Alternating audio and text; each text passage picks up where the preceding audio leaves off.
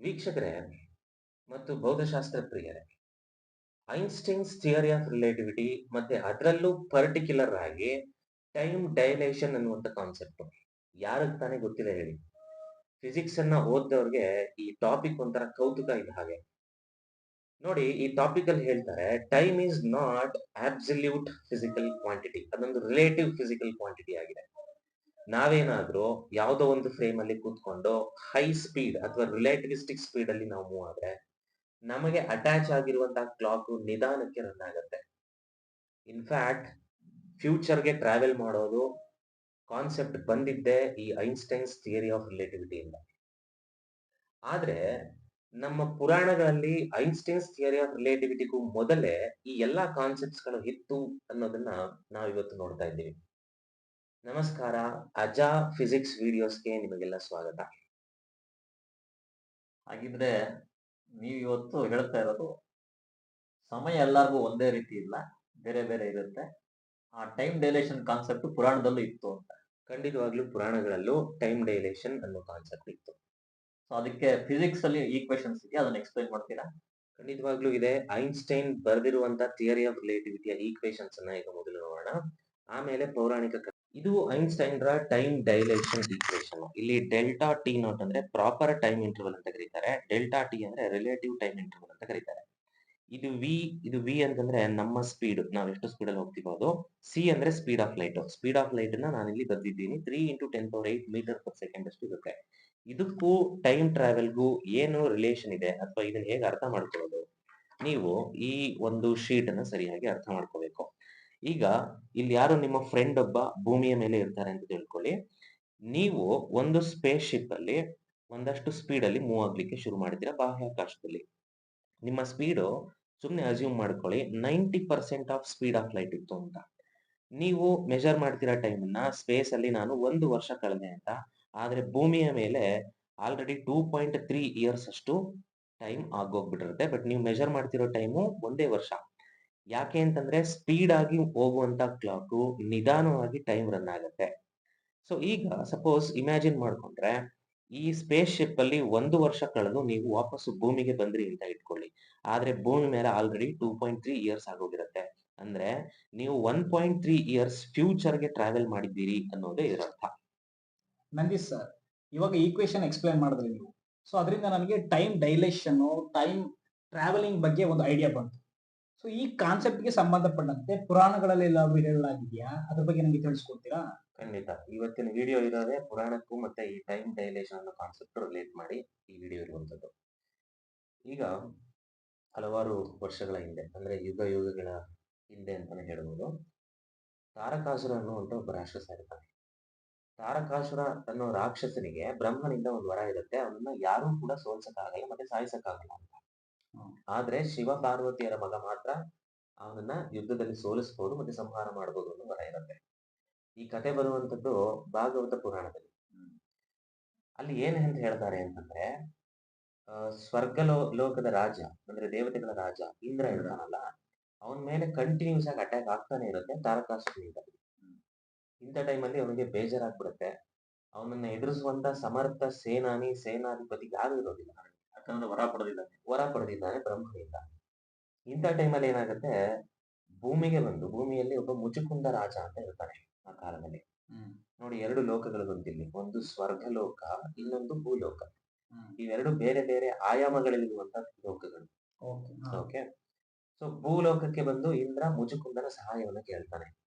ನನಗೆ ಸಹಾಯ ಮಾಡು, ಯುದ್ಧದಲ್ಲಿ ಹೆಲ್ಪ್ ಮಾಡು, ತಾರಕಾಸುರನ ವಿರುದ್ಧ ಹೋರಾಡಬೇಕು ಅಂತ ಹೇಳಿ. ಮುಚುಕುಂದ ಅದಕ್ಕೆ ಒಪ್ಕೊಂಡು ತನ್ನ ಸೇನೆ ಸಮೇತ ಸ್ವರ್ಗಕ್ಕೆ ಹೋಗ್ತಾನೆ. ಟ್ರಾವೆಲ್ ಮಾಡ್ತಾರೆ, ಅಂದ್ರೆ ಬೇರೆ ಆಯಾಮಕ್ಕೆ ಹೋಗ್ತಾರೆ ಅವರು. ಅಲ್ಲಿ ಒಂದು 5-6 ವರ್ಷಗಳ ಕಾಲ ಯುದ್ಧ ನಡೆಯುತ್ತೆ. ಆ ತಾರಕಾಸುರನ ಅಟ್ಯಾಕ್ ಅನ್ನ ಇವರು ಸಂಪೂರ್ಣವಾಗಿ ಯಶಸ್ವಿಯಾಗಿ ತಡೆಗಟ್ತಾರೆ, ಸ್ಕಂದ ಬರೋವರೆಗೂ, ಅಂದ್ರೆ ಕಾರ್ತಿಕೇಯ ಬರೋವರೆಗೂ. ಅದಾದ್ಮೇಲೆ ಮುಚುಕುಂದ ವಾಪಸ್ ಭೂಮಿಗೆ ಹೋಗ್ಬೇಕು ಅಂತ ಡಿಸೈಡ್ ಮಾಡ್ತಾನೆ. ಆಗ ಇಂದ್ರ ಅವನಿಗೆ ಸರಿಯಾಗಿ ಎಕ್ಸ್ಪ್ಲೈನ್ ಮಾಡ್ತಾನೆ. ಇಂದ್ರ ಆಕ್ಚುಲಿ ಮುಚುಕುಂದನಿಗೆ ಒಂದು ಸ್ಟೋರಿಯನ್ನ, ಒಂದು ವಿಚಾರವನ್ನ ಸರಿಯಾಗಿ ಹೇಳಿರೋದು. ಯಾವ್ದು ಅಂತಂದ್ರೆ ಈ ಟೈಮ್ ಡೈಲೇಷನ್ ಕಾನ್ಸೆಪ್ಟ್, ಬೇರೆ ಏನು ಅಲ್ಲ. ಅವ್ನು ಹೇಳ್ತಾನೆ, ನೀನು ಸ್ವರ್ಗಲೋಕದಲ್ಲಿ 1 ದಿನ ಕಳೆದರೆ ಭೂಲೋಕದಲ್ಲಿ 365 ವರ್ಷಗಳು ಕಳೆದಿರುತ್ತೆ. ಸ್ವರ್ಗದ 1 ದಿನ ಭೂಲೋಕದಲ್ಲಿ 365 ವರ್ಷಗಳು. ಕಳೆದೋಗಿರುತ್ತೆ. ಹಾಗಿದ್ರೆ ಸ್ವರ್ಗ ಅನ್ನುವಂಥದ್ದು ಸ್ಪೀಡ್ ಆಫ್ ಲೈಟಿನ ಹತ್ತತ್ರ ಓಡ್ತಾ ಇರುತ್ತೆ ಅಂತ So ಹಾಗಾದ್ರೆ ಅವನು 365 ವರ್ಷ ಅಂತಂದ್ರೆ ಒಂದು ದಿನ ಸ್ವರ್ಗದಲ್ಲಿ, ಭೂಮಿಯಲ್ಲಿ 365 ವರ್ಷ ಅಂತಂದ್ರೆ ಅವನು 5-6 ವರ್ಷ ಅಲ್ಲಿ ಇದ್ದ ಸ್ವರ್ಗ ಲೋಕದಲ್ಲಿ ಹೌದು ಯುದ್ಧ ಮಾಡ್ಕೊಂಡು ಯಾರೋ ಇವನು ಹೌದು ಮುಚುಕುಂದ ಮಹಾರಾಜ. ಹೌದು ಸೊ ಹಾಗಾದ್ರೆ ಈಗ ಭೂಮಿಲಿ ಯುಗಗಳೇ ಕಳೆದೋಗಿರ್ತದೆ. ಯುಗಗಳೇ ಕಳೆದೋಗಿರುತ್ತೆ. ಅವನು ಹೇಳ್ತಾನೆ ನಿನ್ನ ಸಾಮ್ರಾಜ್ಯ, ನಿನ್ನ ಪರಿವಾರ ಯಾವುದು ಕೂಡ ಅಲ್ಲಿರಲ್ಲ, ಏನ್ ಮಾಡ್ತೀನಿ ಅಂತ ಕೇಳ್ತಾನೆ. ಮುಚುಕುಂದನಿಗೆ ಬೇಜಾರಾಗುತ್ತೆ. ಬಟ್ ಇಂದ್ರ ದೇವತೆಗಳ ರಾಜ, ಏನ್ ಮಾಡ್ಲಿಕ್ಕಾಗಲಿಲ್ಲ, ಒಂದು ಸತ್ಕಾರ್ಯಕ್ಕೆ ಅಂತ ಬಂದಿದ್ದು. ಸರಿ ಅಂತ ಹೇಳಿ ಒಂದು ವರ ಕೇಳ್ತಾನೆ. ಇಂದ್ರ ಆತನಿಗೆ 2 ವರಗಳನ್ನ ಕೊಡ್ತಾನೆ.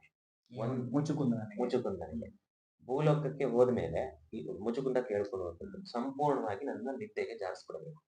ಏಕೆಂದ್ರೆ ಯುದ್ಧನ ಕಂಟಿನ್ಯೂಸ್ ಆಗಿ 5-6 ವರ್ಷಗಳು ಮಾಡಿದ್ರೆ ಯಾರಿಗೆ ತಾನೇ ಸುಸ್ತಾಗಿರಲ್ಲ, ನಿದ್ದೆ ಬೇಕು ಅಂತ ಕೇಳಿರ್ತಾನೆ. ಇಂದ್ರ ಆ ವರವನ್ನು ಕೊಟ್ಟು ಅವನ ಸುತ್ತ ಒಂದು ಪ್ರೊಟೆಕ್ಟಿವ್ ಲೇಯರ್ ಅನ್ನು ಕೂಡ ಕೊಟ್ಟಿರ್ತಾನೆ. ಸೊ ನೋಡಿ, ಇಲ್ಲಿ ಟೈಮ್ ಡೈಲೇಷನ್ ಅನ್ನುವಂತ ಕಾನ್ಸೆಪ್ಟ್ ಬಂತು. ಬೇರೆ ಬೇರೆ ಆಯಾಮಗಳಲ್ಲಿ ಒಂದೇ ರೀತಿಯ ಸಮಯದ ಪ್ರವಾಹ ಇಲ್ಲ. ಸ್ವರ್ಗಲೋಕದಲ್ಲಿರೋ ಟೈಮು ಇಲ್ಲಿರೋ ಟೈಮ್ಗೂ ಬಹಳ ವ್ಯತ್ಯಾಸ ಇದೆ. ಇದು ಟೈಮ್ ಡೈಲೇಷನ್ ಐನ್ಸ್ಟೈನ್ಗೂ ಮೊದಲೇ ಬಂದಿತ್ತು. ನಮ್ಮ ಪುರಾಣಗಳಲ್ಲಿ ಇದೆಲ್ಲ ಇದೆ. ನೀವು ಈ ಕಥೆ ಹೇಳಾದ್ಮೇಲೆ ನನಗೆ ನೆನಪಾಗ್ತಿರುವಂತ ಮತ್ತೊಂದು ಮಹಾಭಾರತದ ಬಲರಾಮನ ಕತೆ ಅಥವಾ ಬಲರಾಮನ ಹೆಂಡತಿಯ ಕತೆ. ಬಲರಾಮನ ಹೆಂಡತಿ ರೇವತಿ ಅಂತ. ರೇವತಿ ಯಾರು ಅಂತ ನೋಡಿದ್ರೆ ನಾವು ಕುಶಸ್ಥಳಿ ಒಂದು ಜಾಗದ ರಾಜ ಕುಶಸ್ಥಳಿ ಸಾಮ್ರಾಜ್ಯದ ರಾಜ ಕಕುದ್ಮಿ. ಕಕುದ್ಮಿಯ ಮಗಳು ರೇವತಿ ಆಗಿರ್ತಾಳೆ. ಆ ರೇವತಿಗೆ ತಕ್ಕನಾದಂತ ವರ ಸಿಗಲ್ಲ. ಅದಕ್ಕೆ ಕಕುದ್ಮಿ ಬ್ರಹ್ಮನ ಹತ್ರ ಕೇಳ್ಕೊಂಡ್ ಬರೋಣ ಅಂತ ಹೇಳ್ಬಿಟ್ಟು ಬ್ರಹ್ಮಲೋಕಕ್ಕೆ ಹೋಗ್ತಾನೆ. ಇವರು ಕೂಡ ಟ್ರಾವೆಲ್ ಮಾಡ್ತಾರೆ ಬ್ರಹ್ಮಲೋಕಕ್ಕೆ. ಹೌದು, ಬೇರೆ ಬ್ರಹ್ಮನ ಹತ್ರ ಹೋದಾಗ ಬ್ರಹ್ಮ ಗಂಧರ್ವರ ಹಾಡನ್ನ ಕೇಳ್ತಾ ಕೂತಿರ್ತಾನೆ. ಸೊ ಇವರು ಮೈ ಮರೆತು 20 ನಿಮಿಷ ಅಲ್ಲಿ ಸಮಯ ಕಳೆಯುತ್ತಂತೆ. ವೆಯ್ಟ್ ಮಾಡ್ಕೊಂಡು 20 ನಿಮಿಷ ಕಳೆಯುತ್ತೆ. ಕಾಯುತ್ತಾ 20 ನಿಮಿಷ ಕಳೆದೋಗಿರುತ್ತೆ. 20 ನಿಮಿಷ ಆದ್ಮೇಲೆ ಬ್ರಹ್ಮನ ಹತ್ರ ಮಾತೆಲ್ಲ ಆದ್ಮೇಲೆ ಬ್ರಹ್ಮ ಅವಾಗ ಹೇಳ್ತಾನೆ, ನೀವಿಲ್ಲಿ 20 ನಿಮಿಷ ಕಳೆದಿದ್ದೀರಿ, ಆದ್ರೆ ಭೂಲೋಕದಲ್ಲಿ ಆಗಲೇ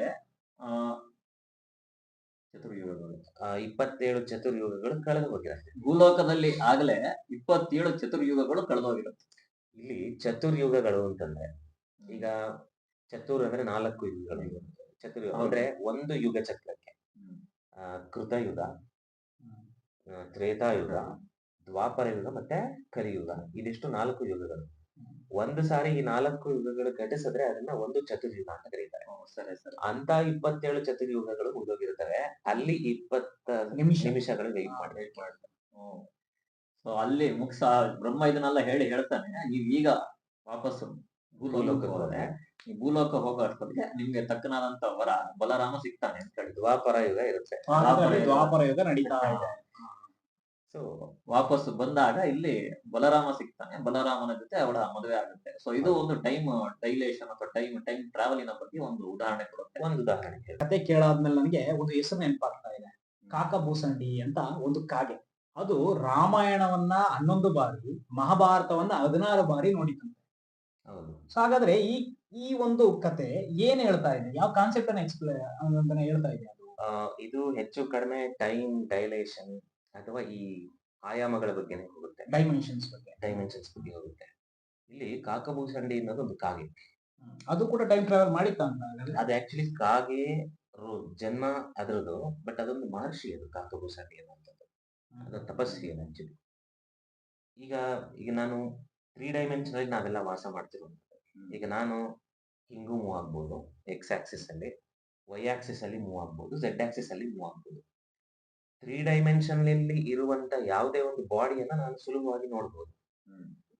ಈ ಹೈಯರ್ ಡೈಮೆನ್ಷನ್ ಇರೋರು, ಈಗ ಆಕ್ಚುಲಿ ಥಿಯರಿ ಆಫ್ ರಿಲೇಟಿವಿಟಿ ನಲ್ಲಿ ಮತ್ತೆ ಇಂಟರ್ಸ್ಟೆಲ್ಲಾರ್ ಮೂವಿ ಎಲ್ಲ ನೋಡಿದಿರಲ್ಲ. ನಮ್ಮ ಭೌತಶಾಸ್ತ್ರದಲ್ಲಿ ನಮ್ಮ MS ಅಥವಾ BS ಬೇಕಾದ್ರೆ ಹೇಳ್ತೀವಿ ಎನ್ ಡೈಮೆನ್ಷನಲ್ ಸ್ಪೇಸ್ ಅಂತ ಹೇಳ್ತೀವಿ. ಸೊ ಇಲ್ಲಿ ಇಂಟರ್ಸ್ಟೆಲ್ಲಾರ್ ಅನ್ನೋ ಮೂವಿನಲ್ಲಿ ಟೈಮ್ ಅನ್ನೋದನ್ನ 4th ಡೈಮೆನ್ಷನ್ ಅಂತ ತೋರಿಸಿದ್ದಾರೆ. ಅಂಡ್ ಅವರು ಹೇಳ್ತಿದ್ದಾರೆ ಇಂಟರ್ಸ್ಟೆಲ್ಲಾರ್ ಮೂವಿನಲ್ಲಿ 5th ಡೈಮೆನ್ಷನ್ ಇರೋ ಜನರು ಈ 3 ಡೈಮೆನ್ಷನ್ ಇರೋರಿಗೆ ಹೆಲ್ಪ್ ಮಾಡ್ತಿದ್ದಾರೆ ಅಂತ. ಸೊ ಇಲ್ಲಿ ಕಾಕಭೂಸಂಡಿ ಹೆಚ್ಚು ಕಡಿಮೆ ಅದೇ ತರ ಸ್ಟೋರಿ. ಹೇಗೆ ಅಂತಂದ್ರೆ ಕಾಕಭೂಸಂಡಿ ಅಂದ್ರೆ 4th ಡೈಮೆನ್ಷನ್ ಆದಂತಹ ಟೈಮ್ಗೂ ಮೀರಿದ ಡೈಮೆನ್ಷನ್ ಅಲ್ಲಿ ಇರುತ್ತೆ.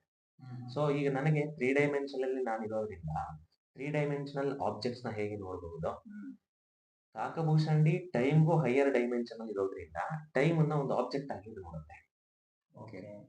ಓಕೆ, ಸೊ ಅದು ಟೈಮ್ ಡೈಮೆನ್ಷನ್ ಇಂದ ಹೊರಗಡೆ ನಿಂತು ಈ ಯುಗ ಚಕ್ರಗಳನ್ನೆಲ್ಲ ನೋಡ್ತಾ ಇದೆ.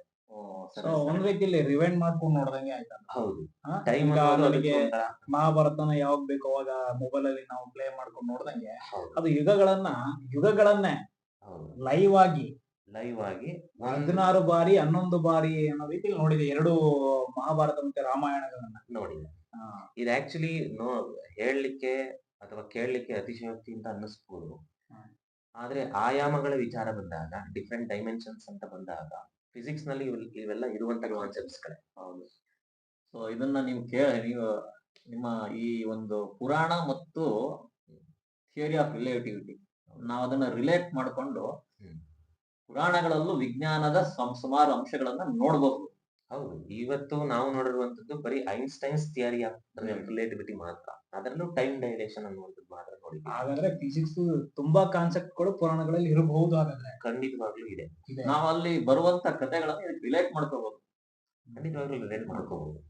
ಆಮೇಲೆ ಕೆಲವರು ಹೇಳ್ತಾರೆ ಪುರಾಣಗಳು ಬರ್ದಿರೋದಿಲ್ಲ ಪುಂಡರ ಗೋಷ್ಠಿ. ಕಾವಿ ಹಾಕಿರೋ ಸನ್ಯಾಸಿಗಳನ್ನೇ ನಾವು ನೋಡಿದ್ದೀವಿ ಇವತ್ತು ಪುರಾಣಗಳ ಬಗ್ಗೆ ಬಾಯಿಗೆ ಬಂದಂಗ ಹೇಳ್ತಾರೆ. ಆದ್ರೆ ವಿಜ್ಞಾನ ಗೊತ್ತಿಲ್ಲದೆ ಇರೋರು ಮಾತ್ರ ಆ ರೀತಿ ಮಾತಾಡ್ಲಿಕ್ಕೆ ಸಾಧ್ಯ. ಆಮೇಲೆ ಇದೆಲ್ಲ ಕೇವಲ ಕವಿ ಕಲ್ಪನೆಯೋ ಅಥವಾ ಯಾರ್ದೋ ಒಂದು ಕಪೋಲ ಕಲ್ಪಿತ ಕಥೆಯೋ ಅಲ್ಲ. ಈಗ ಅವೆಲ್ಲ ಕಪೋಲ ಕಲ್ಪಿತವಾಗಿದ್ರೆ, ಬರೀ ಕವಿ ಕಲ್ಪನೆ ಅಷ್ಟೇ ಆಗಿದ್ದಿದ್ರೆ ಇವತ್ತಿನ ಸೈನ್ಸ್ಗೆ, ಮಾಡರ್ನ್ ಸೈನ್ಸ್ಗೆ ಅವೆಲ್ಲ ಎಕ್ಸಾಕ್ಟ್ ಆಗಿ ಲಿಂಕ್ ಆಗೋದಕ್ಕಾಗೋಲ್ಲ. ಹೌದು, ಖಂಡಿತವಾಗ್ಲೂ ಅದೆಲ್ಲ ಸಾಧ್ಯ ಇಲ್ಲ. ಒಂದೋ ಎರಡೋ ಅಲ್ಲ, ಬಹಳಷ್ಟು ವಿಷಯಗಳು ವಿಜ್ಞಾನಕ್ಕೆ ಮತ್ತು ಪುರಾಣಕ್ಕೆ ಹೊಂದಾಣಿಕೆ ಆಗುತ್ತೆ. ಖಂಡಿತ ಹೊಂದಾಣಿಕೆ ಆಗುತ್ತೆ. ಇದು ಒಂದು ಚರ್ಚೆ ಅಥವಾ ಇದು ಕೂಡ ಒಂದು ರಿಸರ್ಚಿನ ವಿಶೇಷವಾಗಿ ನಾವು ತಗೋಬಹುದು. ಖಂಡಿತ ವಿಷಯವಾಗಿ ತಗೋಬಹುದು ಇದನ್ನ. ಅದೇ ಮುಂದಿನ ಸಂಚಿಕೆಗಳಲ್ಲಿ ಸರ್ ಕಡೆಯಿಂದ ನಮ್ಗೆ ಇನ್ನೊಂದಷ್ಟು ಫಿಸಿಕ್ಸ್ ಕಾನ್ಸೆಪ್ಟ್ಗಳು ಪುರಾಣಗಳಲ್ಲಿ ಎಲ್ಲೆಲ್ಲಿದೆ ಅನ್ನೋದನ್ನ ನೋಡ್ಬೋದು. ಖಂಡಿತವಾಗಿ ನೋಡ್ಬೋದು. ಈ ವಿಮಾನಯಾನದ ಕಾನ್ಸೆಪ್ಟ್ಗಳು ಪುರಾಣಗಳಲ್ಲಿ ಬರುತ್ತೆ. ಅದನ್ನು ವೈಜ್ಞಾನಿಕವಾಗಿ ನಾವು ಡಿಸ್ಕಸ್ ಮಾಡ್ತೀವಿ. ಹಿಂದೆ ನಾವು ಹೌದು. ಆಮೇಲೆ ಇದಕ್ಕೆ ಹಿಂದೆ ನಾವು ಮಾತಾಡ್ತಿದ್ದಂಗೆ ಕ್ವಾಂಟಮ್ ಮೆಕ್ಯಾನಿಕ್ಸ್ ಅಲ್ಲಿ ಕ್ವಾಂಟಮ್ ಎಂಟ್ಯಾಂಗಲ್ಮೆಂಟ್ ಮತ್ತು ಜ್ಯೋತಿಷ್ಯಕ್ಕೆ ಸಂಬಂಧಪಟ್ಟಂಗೆ, ಹಾಗೆ ಗ್ರಹಗಳು ನಮ್ಮ ಮೇಲೆ ಪ್ರಭಾವ ಬೀಳುತ್ತೆ.